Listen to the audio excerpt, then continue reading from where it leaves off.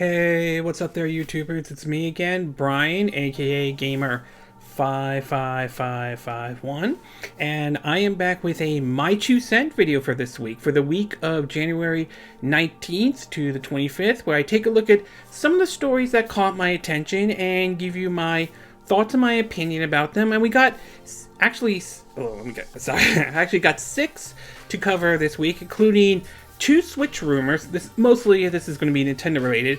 One with 2 games that could be making their way to the Switch, and one about in regards of what we could see a revision of a Nintendo Switch or Switch Pro or Switch 2, however you want to call it. We also have to look at 2 court cases Nintendo recently won. One over a patent and one over in terms of a refund policy in Europe. We also have, in terms, supposedly, how Tokyo Mirage Session has done well in both the UK and in Japan, which is sort of interesting in a way. We also learned about Nintendo releasing sort of a roadmap, or at least what games are currently coming to the Nintendo Switch at this time. And of course, we have some information about Doom Enteral in regards to ranging from the Switch version to a new mode that will be in the upcoming game that's coming out. But before we get started, we'll do a quick rundown on the quick My 2 cent part, where some of the stories somewhat caught my attention, but not on the same level as the 6 that I'm going to be talking about. The first one is a report coming out that, according to a Brazilian rating board, it turns out that BioShock the Collection from the Nintendo Switch has been rated. This is very similar to what we heard in Taiwan, and recently what we've been hearing in terms of in South Korea, where supposedly that BioShock the Collection has appeared for the Switch has appeared on a website on the rating board up there, which, while I'm still waiting for an official concrete information from 2K Games, it's sounding more and more likely, though, that this is true, that basically BioShock the Collection is coming to the Nintendo Switch. Nevertheless, I still want to hear that official confirmation from 2K just to make sure that this is true and all. We also learned about, supposedly someone modified a Xbox adaptive controller. This is sort of a controller that Microsoft did to those who have like a physical disability that want to play games but still wants to play video games and so forth. And I think it's a neat idea. I really do think this is a really neat idea. But anyway, this person sort of created one for her daughter to work on the Nintendo Switch so she could play The Legend of Zelda Breath of the Wild. I consider it the second best Zelda game out there, with Majora's Mask being my first. And I thought this was really neat and I really like that. They really like that he did this for his daughter, though. The one question I do have to ask is, how was he able to handle sort of the motion control part, especially some of the shrines that consider you to, rotate, use the motion controls to solve some of the puzzles. I'm very curious to see how he's able to address that part. But I think it's really neat that he created this for his daughter, and I'm hoping his daughter is enjoying Breath of the Wild and all. We also learned, basically, supposedly a rumor going around why Cyberpunk 2077 may have been delayed. As we all know, it was originally supposed to come out in April, but that got pushed. Now the game got pushed back to September. And supposedly, the story goes is that the reason was the delay was because the game was not running that well on the original Xbox or Xbox S, to basically not running well on the base, PS4, which, if it's true, hopefully the extra time they will have to iron out any issues that they have. Though I'm still a little worried about the whole crunch issue, especially after what we heard about what happened with the whole issue with Anthem and so forth. So I'm hoping that's not the case. And if this rumor is true, hopefully the extra time will give them the time necessary to iron out any issues that may have resolved. I mean, Cyberpunk 2077 is definitely a game I'm looking forward to. It's one of my anticipated games for 2020. Although, I wouldn't rule out the possibility one day we could see a PS5 or an Xbox Series X version. We also learned about, supposedly, the developers of Skies of Arcadia, a game originally released on the Sega Dreamcast, to a GameCube version back in 2003, has been interested in sort of a remake or a sequel. This story was mentioned, I believe, last week, but there was a recent update where the developers basically thanked a lot of the people that have responded to this, and it's going to pass this up to Sega. I really would love to see a sequel. I mean, I don't mind if it's a remaster version, although I prefer a remake, but I would love to see a sequel to it, though. I really would, and I especially would love to see it coming to the Nintendo Switch, though. I think it is an underrated gem, and I'm hoping that a remake or sequel or both do happen. We also learned about that supposedly Sega is going to promise about some announcements every month for 2020, basically saying this is the year of Sonic. Whether or not any of those announcements will be a new game or not, or anything related to the upcoming Sonic movie, who knows? If it's a game, I'm all for a style or a sequel to Sonic Mania or another 2D Sonic. Although I wouldn't mind a 3D Sonic game, but I would prefer it to be in the same way as like what Sonic Colors was. I still think that's the best 3D Sonic game. Although I didn't hate Sonic Force. I didn't hate that game though. I thought it wasn't bad, it wasn't terrible or anything like that, but I felt like Sonic Color was a better game. Although most people would love to hear supposedly a Sonic Adventures 3 in a way. And speaking of Sonic though, we finally heard about supposedly the upcoming movie, about what the box office projection, and some of the projections, at least according to Deadline, have it be at least going up to possibly 40 to 47 million. We'll see what happens though, whether that is true or not. We'll see if the delay to redesign Sonic to make him actually look like Sonic, which outside of the whole situation with the eye thing, the response has been pretty positive to the new redesign of Sonic. Whether that pays off at the end or not when the movie finally comes out, who knows? But for now, we'll just have to wait and see, and we'll see if it hits 40 to 47 million, and we'll see if it makes more than that when the movie finally hits theaters. Okay, with that out of the way, we'll get started with our first, or at least the quick My 2 cent part. We'll get started with our first part, and this has to do with rumors about possibility of several Chew games that could be coming to the Nintendo Switch. Now, as we start, Nintendo is going into 2020 in a good position with the Switch. It's doing very well. I think it hit over 50 million units sold worldwide, though, so they are certainly in a strong position. How they will be after the PS5 or Xbox One Series X comes out remains to be seen at this time. But lately, there have been some rumors going around that we could be seeing a return of two possible franchises, though. One, the possibility that Paper Mario could make a comeback, and two, the possibility we could be seeing an actual 2D Metroid on the Nintendo Switch. In an article reported on an article reported on Game Radar. Again, all the articles that I mentioned in this video, links will be in the description. You could check it out. It reads that, quote, "The Nintendo Switch will get both Paper Mario and 2D Metroid games in 2020, according to a fresh rumor from prolific industry leaker Sabi, S-A-B-I.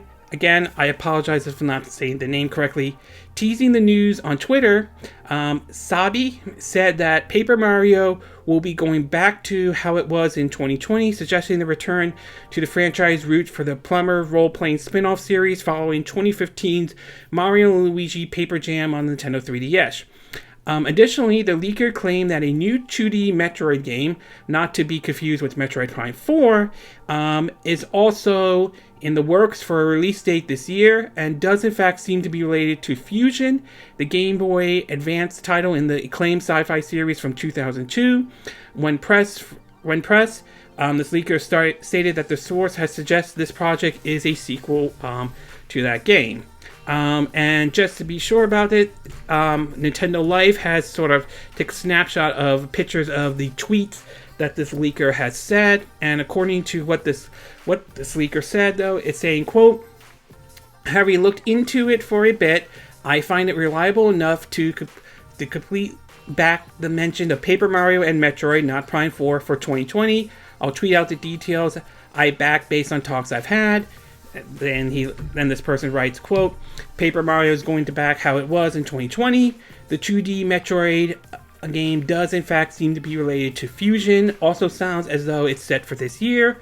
One person asks, what does related mean? And according to this person, it reads, according to what this leaker says, the person I know is legitimately mentioned it being a sequel, I believe. Now, again, it's worth pointing out that these are nothing more than rumors at this time. We don't have any concrete information. So it is worth pointing out that this should be taken with a huge grain of salt. That being said, however, given the fact that we've seen games like Link's Awakening do very well on the Nintendo Switch, which is a full-on remake of the original 1993 Game Boy Color, I could see this happening. I could definitely see the idea of them bringing in, like, say, a remake of a new 2D Metroid game. Perhaps it's possible it could be a remake of Fusion, though. I thought that game was fun. But at the same time, if this is a sequel, it could be the sequel to basically one that's been long rumored for a while, and that is supposedly Metroid Dread. I mean, I've been hearing about that. I've heard about that. To even the one where supposedly it could be a revival of. Originally, there were reports that Nintendo was working on a 2D Metroid game, but it got canceled. So it is possible that. So the idea that they could be working on a 2D Metroid could make sense, considering the fact that, you know, Metroid Prime 4, we don't know when that's coming out. We know they restarted development on that. We know that they're hiring some new people and all that. And so who knows when that game will come out. Not to mention there are rumors about Metroid Prime Trilogy already completed on the Nintendo Switch, and I really think they should release that as well. So we'll have to wait and see, but I could see either a remake of Fusion or actually a sequel to Metroid Fusion would be very interesting if they do bring that over to the Nintendo Switch.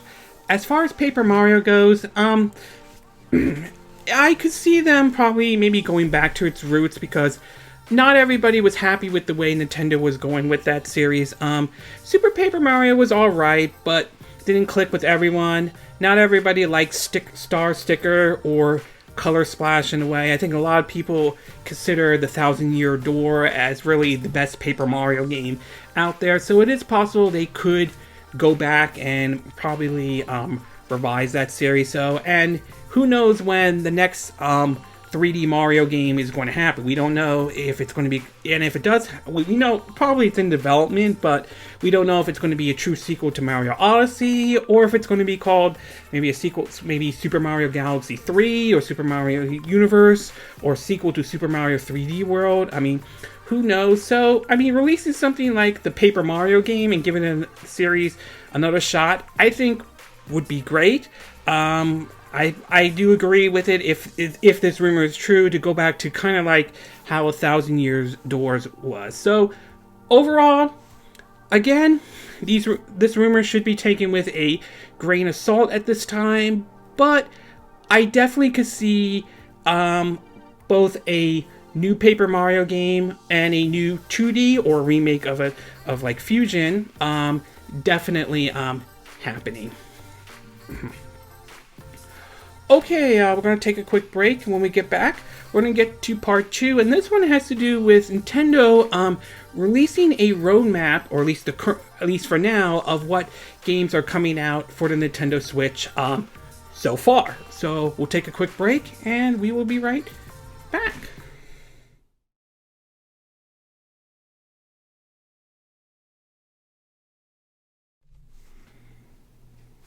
Okay, and we are back with part 2 of our My 2 Cent video for this week. And for this one, we're going to be taking a look at supposedly a roadmap that Nintendo has released for the Nintendo Switch. Now, as we gear up, as I mentioned earlier, though, we're looking forward to seeing what Nintendo has to offer in 2020. Most of us are still waiting for that so-called first direct for the new year, although it seems likely that if they are going to do a direct, an actual direct, though, it will probably be in February, considering that so far we've only had the Smash Brothers and the Pokemon direct at this moment. Not to mention we have gotten leaks of certain games coming to the Nintendo Switch. One of those is the Metro Redux that now has been confirmed, because I thought that would be something that would be announced during a direct and all. Well, Nintendo released a roadmap of what games so far has been announced, and it could give us an idea of when these games are coming out. Although one of the games, the publisher recently made a comment in regards of what many thought was the release date of that game. Several articles have pointed out on this, but the first one shows what Nintendo has announced in terms of when these games are coming out, or at least at least according to what this roadmap that Nintendo released. Tokyo Mirage Session, Fire Emblem Encore, obviously that's out right now. Snack World, February 14th. Darksider Genesis, February 14th. I'm looking forward to that one.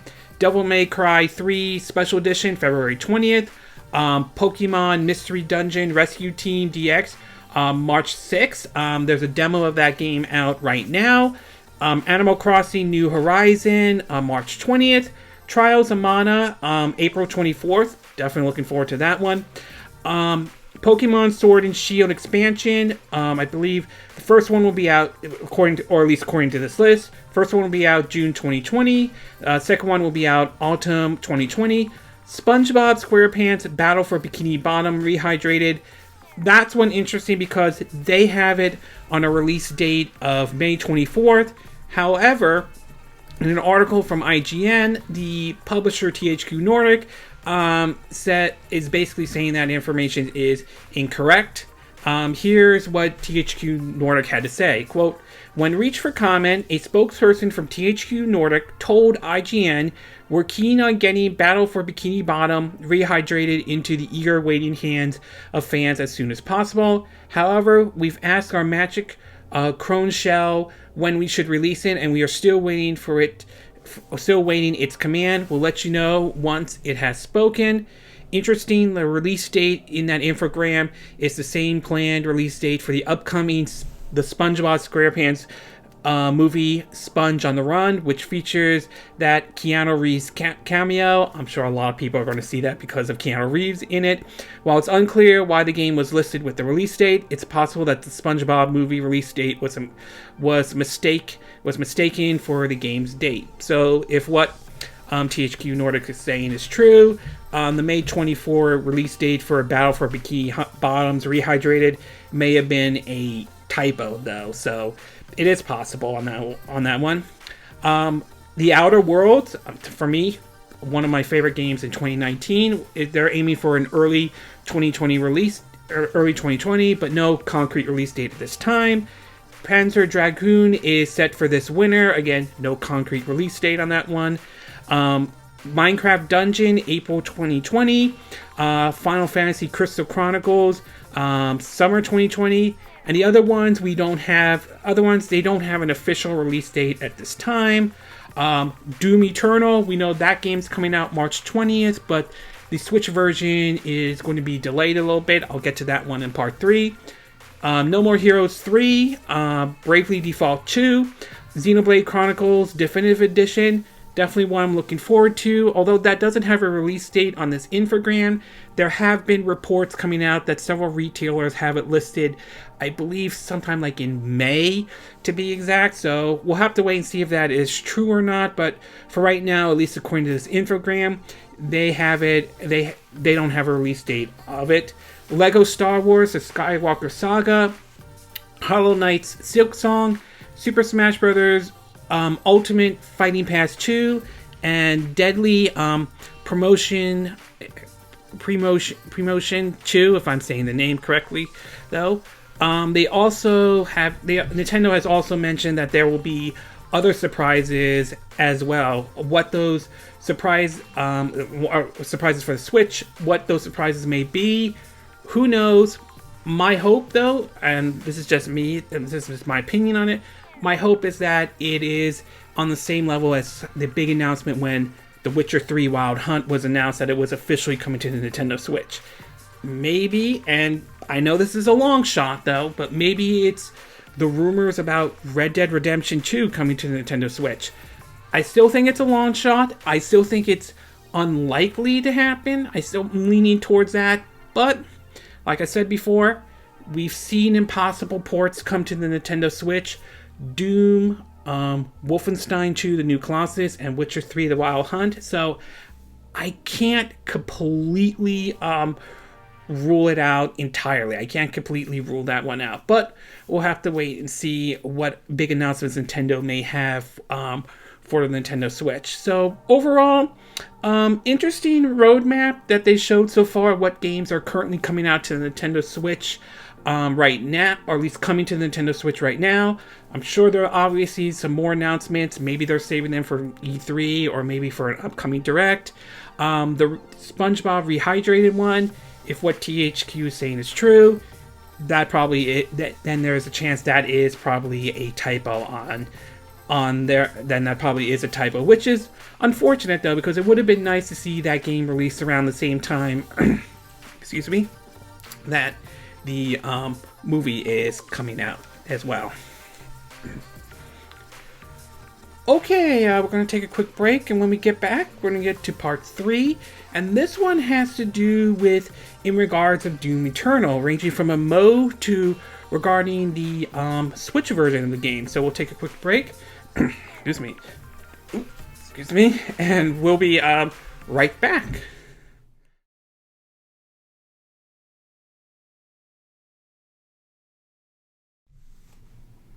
Okay, and we are back with part 3 of our My Two Cent video, and for this one, we're going to be taking a look at Doom Eternal. So, one of the games I'm looking forward to for 2020, along with Cyberpunk 2077, assuming there is no more delays, is Doom Eternal. Sequel to the 2016 release, though, the first Doom, the remake of the very first game, was an enjoyable, fun, fast-paced first-person shooter, though, and it really delivered, especially on the PS4. I will say one of my criticisms was a lack of a story in that one. I really would have loved to see a story in that one, even if it's like so over the top or anything like that. Supposedly that will be in Doom Eternal, but we'll have to wait and see about that one. But it was definitely a fun game, and what was even more amazing was in 2017 when we learned that the game was coming to the Nintendo Switch. A game that was so graphically demanding managed to make its way over to the Nintendo Switch. And while that version may not appeal to everyone, bear in mind the Switch version is running at 30 frames per second, and runs at 720p when docked, and I believe 540p when undocked though.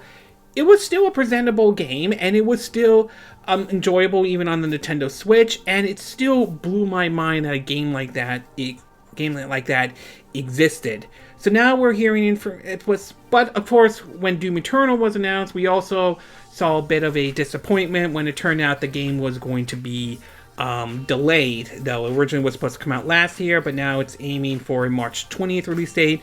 And unfortunately, we also learned the delay for the Switch version, though.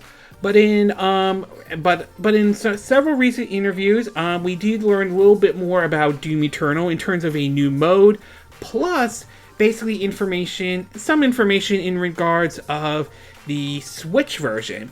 So the first one has to do with the new mode for the upcoming Doom Eternal. And in an article from Shack News, it reads that, quote, "When it comes to difficulties in Doom games, some players just want to bleed for the things they love. Id Software and Bethesda has you covered in this regard.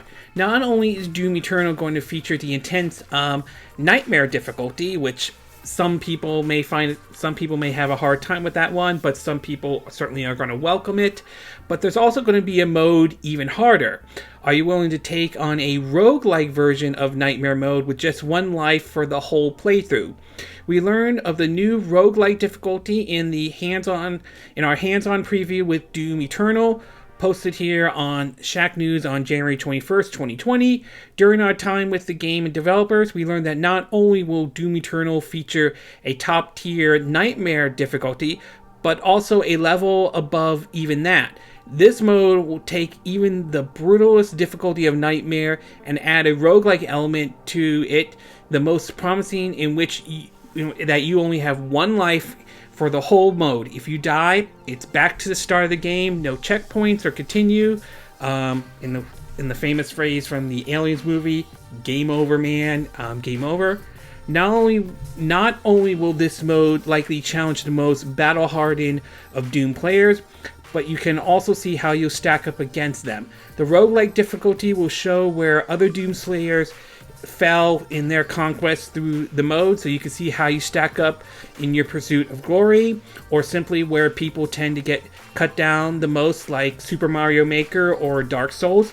It's extremely interesting to see this sort of indirect competitive element added to the game, where you could test ourselves against our obsessive community and see who's the true champion of Doom. It's also wouldn't be id Software's first effort of adapting a From Software Soulborn element alongside the invasion mechanic they showed earlier in reveal of the game. Although I've heard that the evasion one, you can basically, I believe you could turn that off and all that stuff. So this brutal difficulty one, yeah, I mean, I can see how there are going to be some people who are going to welcome it, and there are going to be some that are going to be breaking their controllers on this one, though. There's a good chance if I try this mode, there's a very good chance I'm going to get my butt kicked on this one, though. But it is an interesting idea, though, and I certainly will try it out the best way I can. I have a feeling I may have a hard time with this one, but who knows? But still, if you are looking for that brutal difficulty, if you're looking for that kind of stuff, you might want to consider taking a look at this mode when Doom Eternal comes out March 20th for all the platforms, except for the Switch at that time. Speaking of the Switch version, we basically got an update in regards of the delay on that one, which I will admit was kind of a disappointment to hear when we learned that version was not going to be released alongside the PS4, Xbox One, and PC version, but it looks like there may be a justifiable reason why that one why that one's not going to be released on time. In an article from Nintendo Life, it reads, quote, "As you may recall last year, Doom Eternal got delayed. The reason behind it was to assure id Software and Bethesda could deliver the best experience possible. Hopefully not turning it into a Fallout 76 kind of situation, or to some people, a Wolfenstein Youngblood situation. The Switch version was unfortunately hit the hardest at the time, and the developer said it would announce a release date for that particular platform in the future. While we still don't have a release date for the Nintendo iteration, in a recent interview, id Software spoke about how the Switch release requires more time in order for the port specialist at Panic Button to redefine it. Here's what they said. It's coming out a bit later than the game on current consoles and PC, and it's really that just because we wanted to finish the game on those platforms and then give Panic Button, our partners on it, the time they need to really pull off those redefinements in the Switch version. It's not going to be a huge delay, but we haven't announced a launch time frame yet, but they are fantastic partners. They are masters of that platform. As noted, it's not expected to be a huge delay. They went on to reassure fans of Doom that the new game on Switch will deliver. This person also said, "I played through the game so many times, but playing it on the Switch all the way from beginning to end was one of my favorite experiences. To have it on handheld mode and mobile was phenomenal. I think that's what we're going to deliver with Doom Eternal, and in all the same ways that Doom is fantastic on the current gen platforms. We are very uncompromised in bringing uncompromising in bringing it to the Switch, and Panic Button is really on a great path.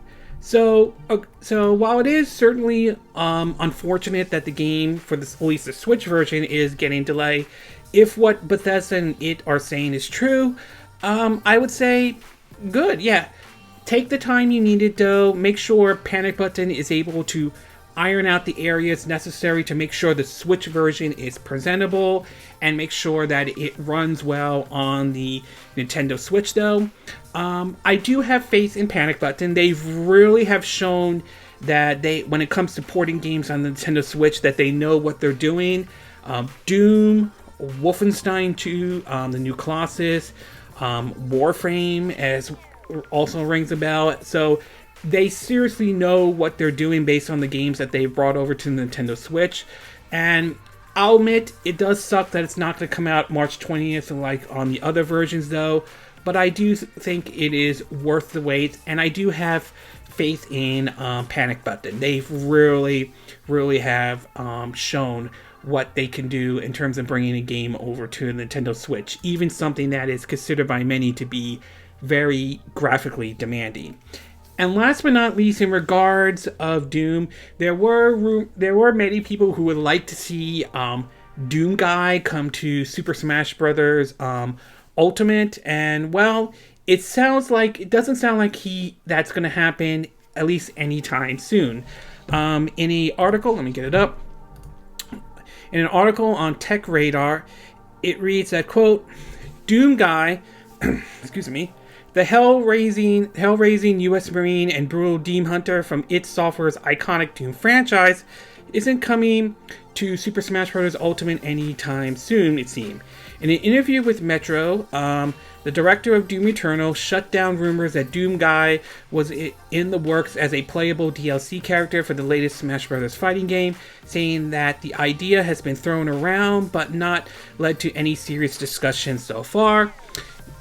This person said, quote, I don't know who talked to who, but we bartered with them, said the director of Doom Eternal. We have a great relationship with them, though, bringing Doom 26 to Switch and that kind of stuff. So we have great people over there, but it's one of those things we like. It's one of those things where it's like, would it be cool? But it's never gone anywhere serious, so we'll see. So it does sound like it could happen, though, but right now it doesn't seem like it's unlikely to see Doom Guy in Super Smash Bros. Ultimate, which I think which I will say, again, I'm not a big Smash Brothers person, but it is a little unfortunate considering that we have Solid Snake, who's from an M-rated game in Super Smash Bros. Ultimate, Bayonetta, who is from an M-rated game in Super Smash Bros. Ultimate. I mean, I'm sure they could figure out a way to see how Doom Guy would fit in Super Smash Bros. Ultimate and all that stuff. I mean, hell, I would love to see Travis Touchdown from No More Heroes in there. So, yes, it's unfortunate though, but I'm not really losing sleep over it, but it would have been nice. So, overall, the new mode that they're having for Doom Eternal, definitely something I'm sure some people are going to hate, but there are some people are going to like. As far as the Switch version of Doom Eternal, while it is unfortunate that we have to wait for a delay, I believe the delay will probably be well worth it, and I do have faith in Panic Button. And of course, it is unfortunate for those who wanted to see Doom Guy appear on Super Smash Bros. Ultimate. It doesn't seem like that's going to happen, at least for now. Maybe that will change, but who knows. But overall, like I said, I'm looking forward to Doom Eternal when it comes out. In March 20th, though, it's definitely one of my anticipated games for 2020. Okay, we're going to take a quick break, and when we get back, we're going to get to part 4, and this one has to do with, supposedly we have some information in regards of sales for Tokyo Mirage Session in both the UK and in Japan. So we'll take a quick break, and we will be right back.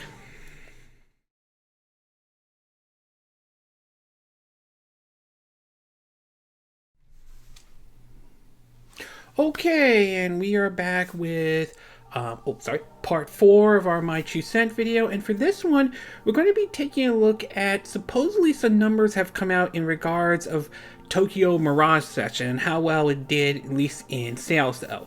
Now, as some of you are aware though, this month, Nintendo released Tokyo Mirage Session Fire Emblem Encore. Basically, this is a port of the Wii U game that came out back in 2016 with supposedly some new updates here and there. However, the game did get some controversy last year when it was later learned that basically it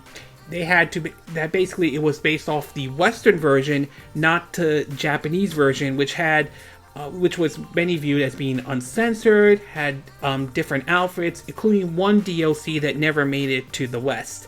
This didn't sit well with a lot of people, especially in Nintendo Japan, which later had to obviously apologize for the situation and offer refunds to Japanese gamers who were looking forward to picking up the game but were not informed properly that this was going to be based off the Western version, not the Japanese version. Not to mention, it turned out in Amazon in Japan, the Wii U version of Tokyo Mirage Session, or shall I say the Japanese Wii U version, shot up at number 1. Well, we do have some ideas of what the game has done, and based on what I've read, it sounds like it's kind of mixed in a way. It seems it didn't do as well in one part, but it seems it did well in other parts. Both of these articles are from basically Persona Central, and according to what we have here, at least in Japan though, it looks like the game may have sold worse in Japan. It reads that, quote, "The Aulx and Nintendo collaboration RPG Tokyo Mirage Session Fire Emblem Encore was released in Japan last week on January 17th, and sales tracker Famitsu reported that 18,797 copies of the enhanced Switch port was sold during its first week, and has it at ranks it in 6th place. The Famitsu estimate sales data for Tokyo Mirage Session Fire Emblem Encore in Japan are of sales ranging from January 13th through the 19th.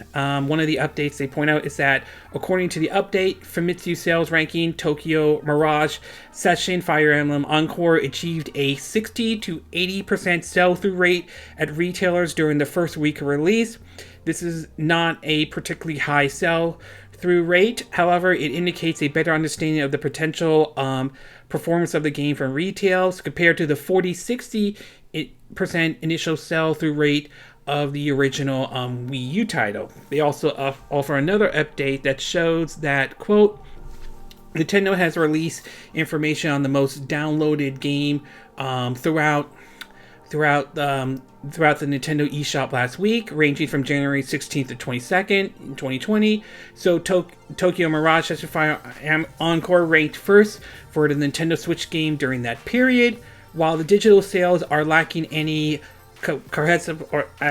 numbers, it's an indication that the game sold relatively well digital. So Nintendo shows that basically has it at number 1. And as far as the sales numbers, well, when looking through it, it basically shows this. When the game was released in Japan on the 26th of December in 2015, the numbers were basically 23,806 numbers, I think, when that game came out.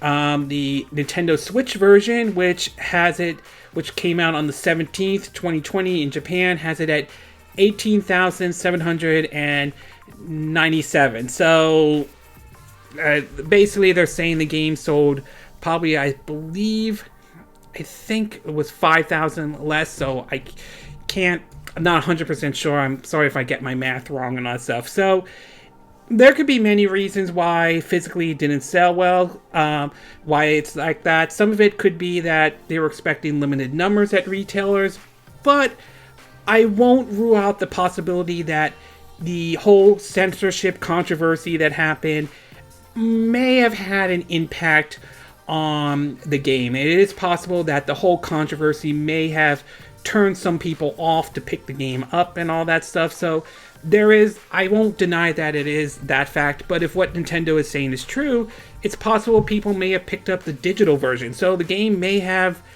done very well on the digital side, but we can't argue against basically the fact that the controversy may have certainly had an impact on it.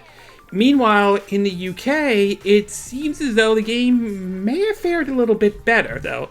Again, according to Persona Center, it shows that Fire Emblem Encore ranked in number 11th in the UK charts for the opening week. It reads that, quote, Tokyo Mirage Session Fire Emblem Encore, the enhanced Switch port of the original Wii U RPG, was released worldwide on January 27th, 2020. According to the top 40 entertainment software sales of the past week, ending January 2018 in the UK, the game ranked outside of the top 10 in 11th place. According to Game Industry Buzz, Tokyo Mirage Session Encore last week's sale in the UK for its first 2 days on the market were 17% stronger than the original Wii U performance. The original Tokyo Mirage Session ranked in its 16th in the UK software sales charts following its launch on June 24th, 2016. So it looks like basically the game, at least in the UK, it looks like it fared much better. I mean, it is in the top 10. It just missed it out by entering at number 11th, but it looks like if what Game Industry Buzz saying is true, it appears as though it fared better, at least in the UK. In terms of it being in the US, we don't have any official numbers on that one or official rankings, since we won't know until the NPD releases their sales charts. But the original one, at least in the US, sold about 50,000 copies in the US. So we'll have to wait and see what happens in the US and all that stuff. So it looks like as though the sales numbers for Tokyo Mirage Session right now seems a little bit mixed. It doesn't look like, from a physical standpoint, it did well in Japan. Some of it could be limited stocks. Others could point to the controversy. And I wouldn't be surprised, like I said, I wouldn't be surprised if any of the controversy certainly played a part in it, though. But it looks as though, from a digital standpoint, it seemed to have done very well.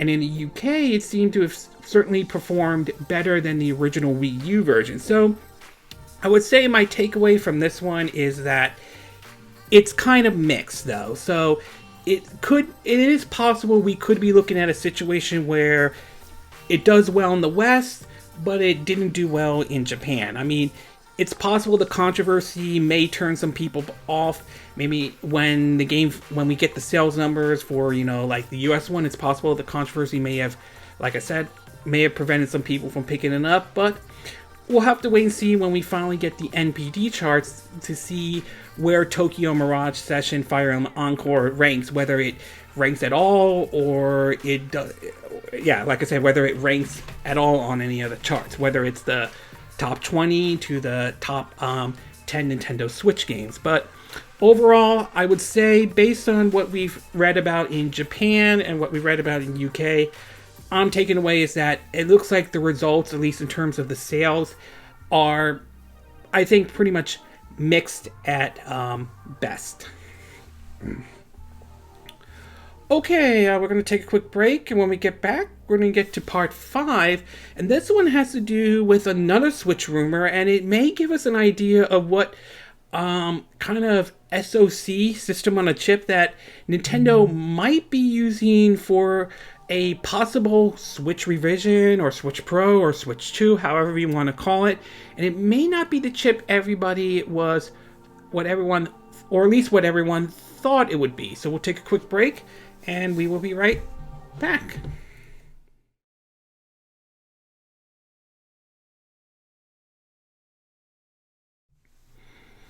Okay, and we are back with part 5 of our My 2 Cent video, and for this one we're going into basically a second part of the Switch rumors. This one has to do in regards of what possibly, you know, a Switch 2 or Switch Pro or Switch reversion, however you want to refer to it though. Now, we've heard rumors about Switch Pro, Switch 2s, or Switch 2, how, like I said, however you want to call it, for a while though, and many people believe that Nintendo will release a more enhanced version of the Nintendo Switch, given how well the Switch has been so far, not only to Nintendo, but NVIDIA, that supplies the SoC chip that powers the Nintendo Switch, which is based off the Tegra X1 line, part of which is basically a second generation of the Maxwell chip and all that. And it has shown what that chipset could do, especially with getting games that we thought will never come to the Nintendo Switch. Doom, Wolfenstein 2, Witcher 3, Wild Hunt. And recently we've heard rumors about what the next Switch will be. Some have speculated it could be the Tegra X1 Plus. Others have pointed to it's going to support 4K and so forth. Well, recently another rumor has popped up, and while this isn't 100% concrete in any way, I could to some degree see this happening though, assuming this is true. And well, it seems as though it seems, like I said, doesn't sound like it's going to use the Tegra X1 Plus that was announced, that supposedly was rumored to announce last year, that was coming to the NVIDIA Shield.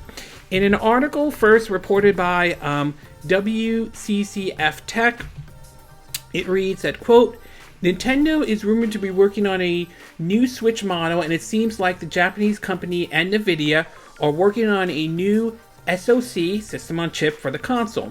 According to the rumors circulating online, a new Nintendo Switch model could be released in the final quarter of the year.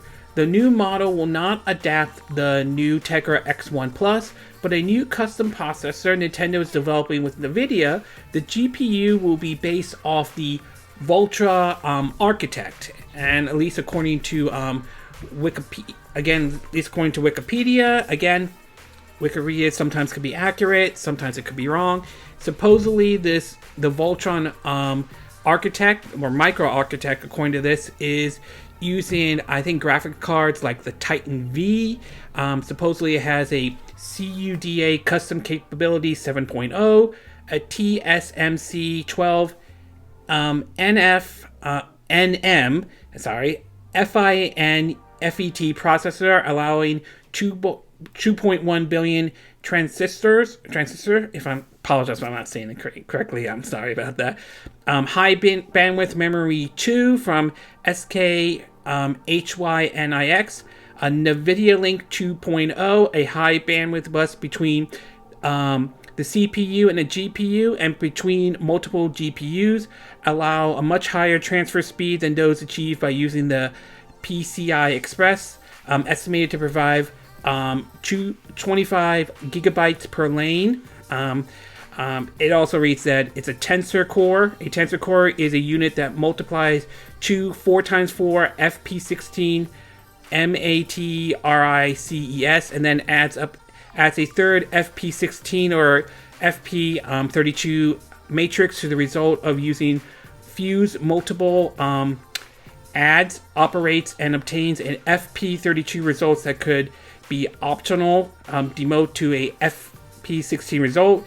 Tensor cores are intended to speed up the training of neutral network and pure video feature set-eye hardware video decoding. Now, again, I'm no tech expert, but supposedly this is a predecessor to the, this basically is a sort of a step up to supposedly the Pascal that has been used in some of NVIDIA's graphic cards. So again, this is all from Wikipedia. Wikipedia, of course, has a history of sometimes getting some information correct, some information wrong.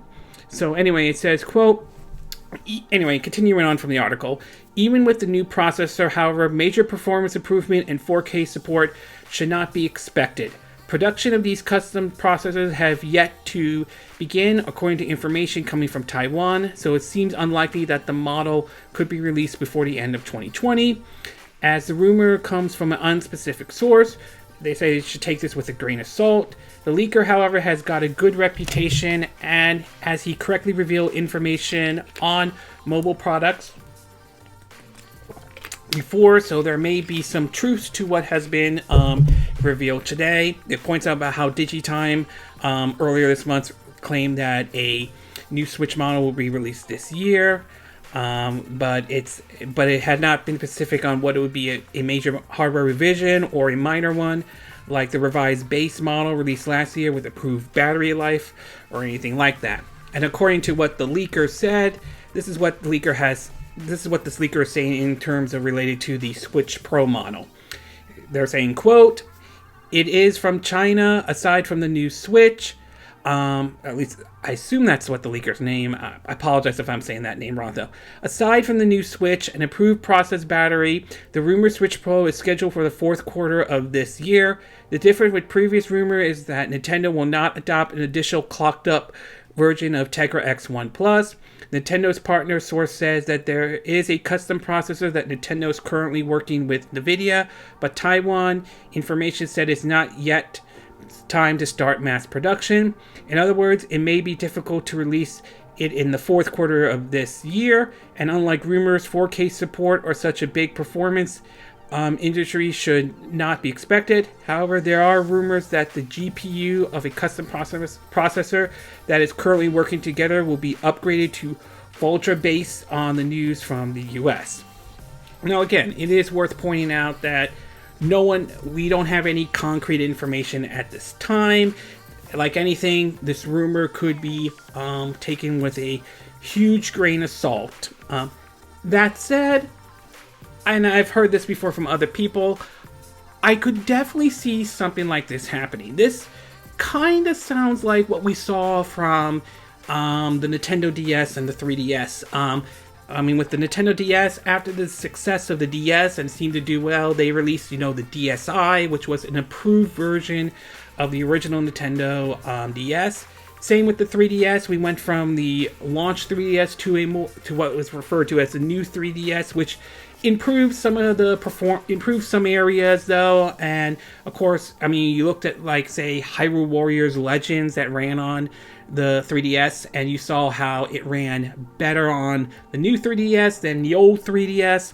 Of course, we also had Xenoblade Chronicles released on the system, which was only exclusive to the new 3DS and so forth. So I could definitely see a situation where that's what we're going to see with the more, if this is true, I could see the situation being like how it was with the 3DS to the new 3DS anyway. And that, excuse me, that's possible. Given how well the Switch is doing right now, at the time, I'm sure Nintendo is probably thinking, okay, now that the Switch is doing well, and since we're going to probably stick with the Switch design for a while, let's look at other chipsets that basically NVIDIA has, and see if we can see what we could work with that chipset. And obviously, it is possible this is where they could be leaning to it. My hope with it, though, is that it still maintains that it works with Unreal Engine 4, Unity, and it still is easier for developers to work with. And hopefully this means perhaps it will be backwards compatible and so forth. So I would say overall, it's still a rumor. We don't know if this is true or not, but like I said before, I could see something like this happen. I could see them taking this kind of approach.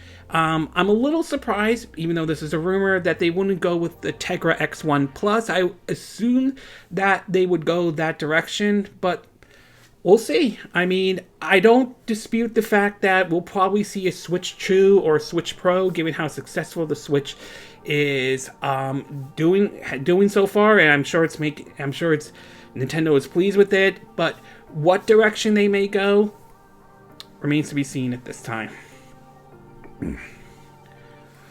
Okay, we're going to take a quick break, and when we get back, we're going to get to part 6. And this one has to do with 2 court cases Nintendo recently won. So we'll take a quick break, and we will be right back.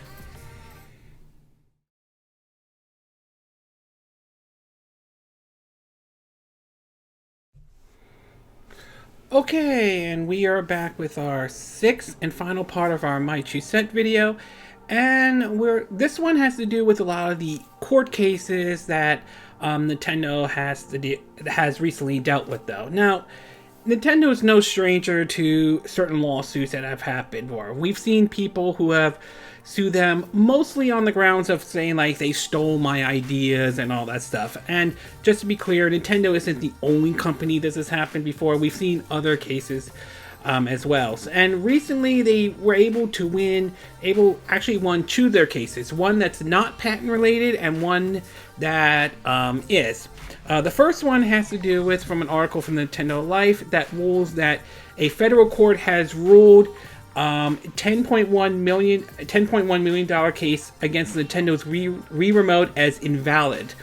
It says that, quote, in a press release sent out today, Nintendo has announced that a patent asserted against technology found within the Wii, the original Wii Remote, has been deemed invalid. The ruling comes from a federal court in Dallas and nullifies a $10.1 million jury award against Nintendo from way back in 2017. According to the release, the court concluded that iLife Technology Incorporation was impermissible, trying to cover the board concept of using motion sensor to detect motion.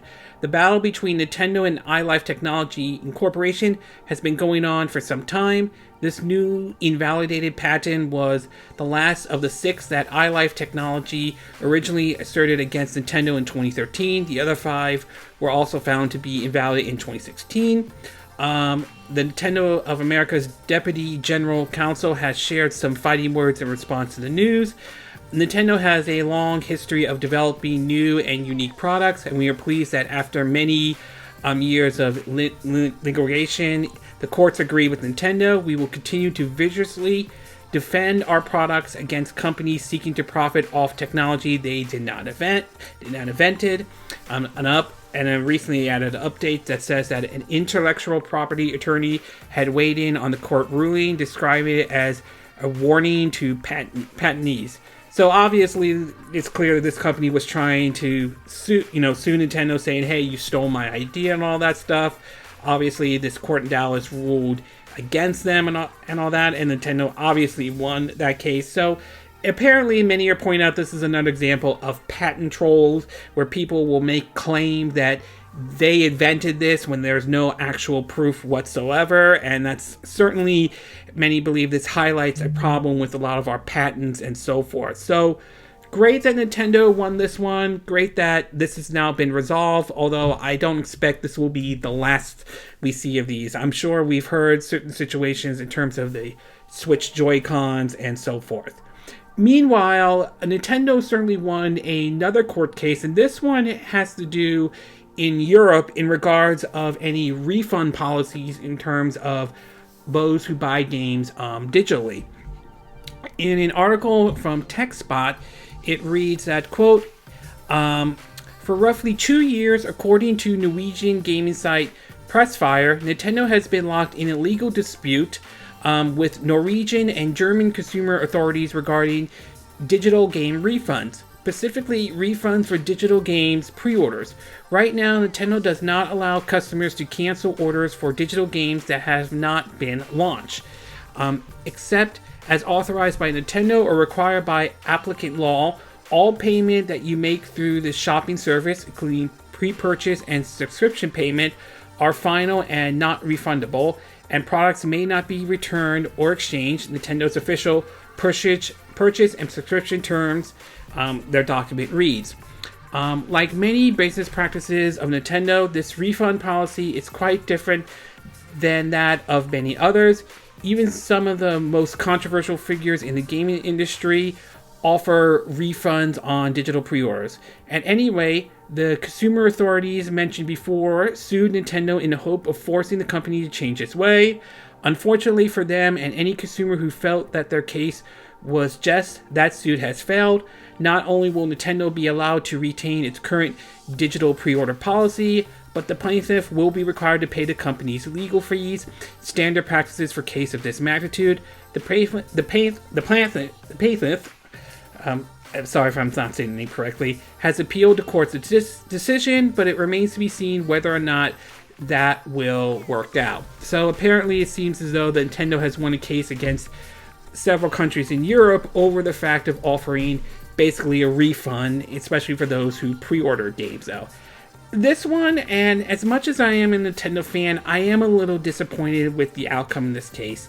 Because lately we've seen companies have started to offer refunds though. We've seen Steam has offered a refund policy as well. Sony has recently done that, especially with WWE 2K20, although that has to do with after the game has come out. And it is still amazes me that Nintendo doesn't have that any kind of refund policy for them. And I really think they need to start adding that to basically the Nintendo eShop though, especially if people pre-order a game and it turns out the game got canceled, or when they purchase a game and it turns out to be broken, buggy, or unplayable and all that stuff. So I mean, we know that they were put in a situation with Tokyo Mirage Session where they had to offer a refund after it turned out that they kind of did not tell people that, at least in Japan, that they were basing that Tokyo Mirage Session off the Western version, not the Japanese version and all that stuff. But I still think it's a little unfortunate that they don't offer a refund policy, and I do think this does give the perception of an anti-consumer approach, and I really think Nintendo really needs to change their refund policy in regards of those who purchase games via the Nintendo eShop and so forth. I really think they need to sort of kind of get with the times on that one, even if whether it's a game that's already out or whether it's a game that people are pre-ordering, all that stuff. I'm sure there are certain rules, like if you pre-order this, you can't cancel your pre-order a certain amount of days or something like that, or so forth. So I'm sure there will have to be some areas to iron out, but in either case, I do believe that there should be a refund policy in regards of those who purchase, whether it's purchase or pre-order for any games off the Nintendo eShop. So overall, great that they won the case in terms of the patent, which does highlight though that basically our patent laws kind of do need to be updated. However, a little bit unfortunate that they won the whole refund policy in terms of digital purchases though. Like I said, I really think Nintendo needs to change that policy, and I really think they need to offer a refund option for those who purchase games through the Nintendo eShop. Okay, this concludes this My 2 Cent video for this week. And again, these are my opinion. What are yours? What are your thoughts about the rumor about the possibility we could see a Paper Mario game or a 2D Metroid this year? Do you think this rumor is true? Do you think we'll see something like that this year? Do you think that the Paper Mario game will go back to its roots? Do you think the Metroid game, the 2D Metroid game, will be related to Fusion, whether it's a remake of Metroid Fusion or a true sequel to it?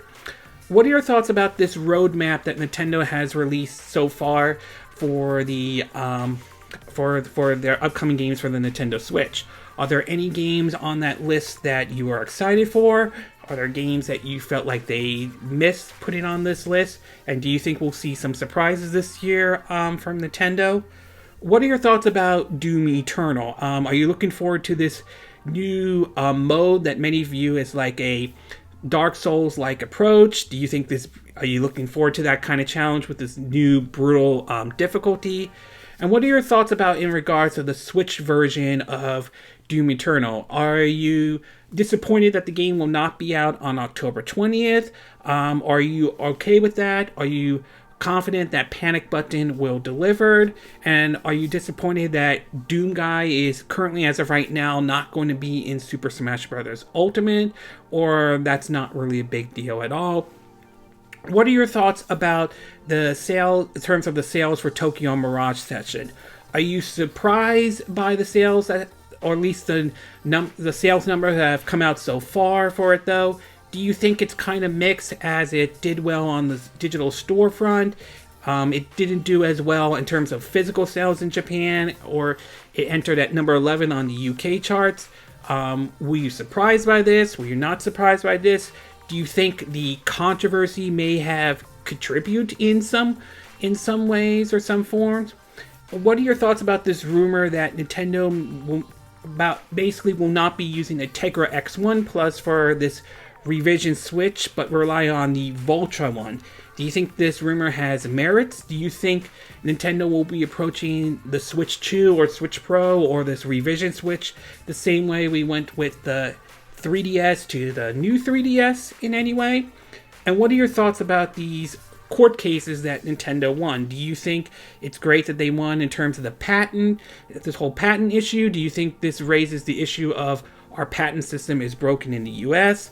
And what are your thoughts about the court case in Europe in terms of the whole refund policy? Do you think that do you think there should have been a refund policy? Do you think that Nintendo was right not to win this case, or do you think they should have an actual, like I said earlier, an actual refund policy, especially for those who buy games through their digital storefront, the Nintendo eShop? Do you agree with what I said in this video? Do you disagree? Do you have a difference of opinion? As always, sound off on the comment section below. Let me know what you think. And if you like this video, I hope you hit the like button. I would appreciate it. And I hope you do subscribe to my YouTube channel. If you do, make sure you hit the bell icon for notifications of any new videos I put up. Also, feel free to share this video if you want to, and feel free to donate to my channel if you like. You could do it through PayPal me or Patreon. Links will be in the description of this video. And I will see you again next time when I do another video. Hopefully that will be soon. Until then, from Southern California, I wish you all a good day then. Bye!